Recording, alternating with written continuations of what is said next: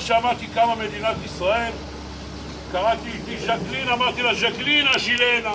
ומה עשתה ז'קלין? אשילנה. אמרת לה תשמעי, תקני את הבן שלנו מועיל, תרזי את המזוודה, אנחנו הולכים לארץ ישראל. אמרה לי למה לך בבר, למה לך, אתה יש לך חנות בשוק, אני עומדת טבחית בארמון של המלך, מויז מסתדר, למה לך? ראיתי שאין לי ברירה שהסברתי לה בצורה שלא משתמעת לשתי פנים כי לא נשארו לה פנים אחר כך, ועלינו לארץ ישראל. הגענו לנמל התעופה של העוניות בחיפה.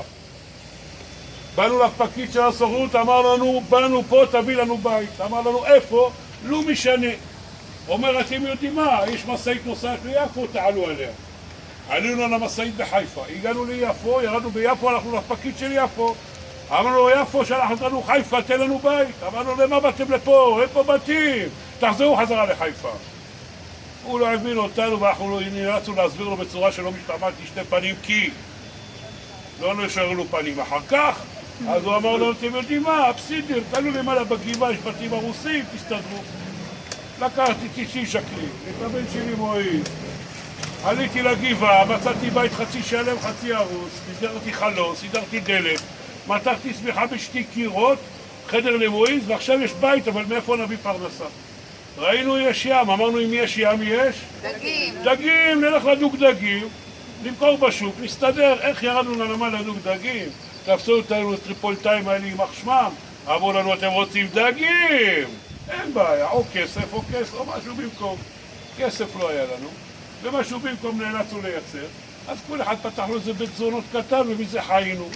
ושאילו תחשבו לי רגע שהיינו עשירים.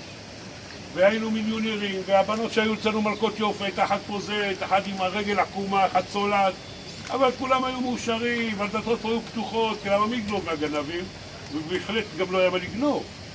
היום כשאתם מסתובבים פה בספטעות, רואים גלריות, רואים תכשיטים, פסלים, ציורים, אלה תכשיטים אלה, אצלנו תכשיט קראו לילד בן 7, שהיה הולך בבוקר מיפו לתל אביב הגדולה, רואה אותו גדול יפה מכובד, לוקח אבן, שובר פשמשה, גונב את הרדיו, הולך לשוק של הגנבים, אתם קוראים לו שוק הפשפשים, מוכר את הרדיו, ובכסף נותן לאבא ואמא שיקנו אוכל הביתה. תגידו, לא ילד נחמד?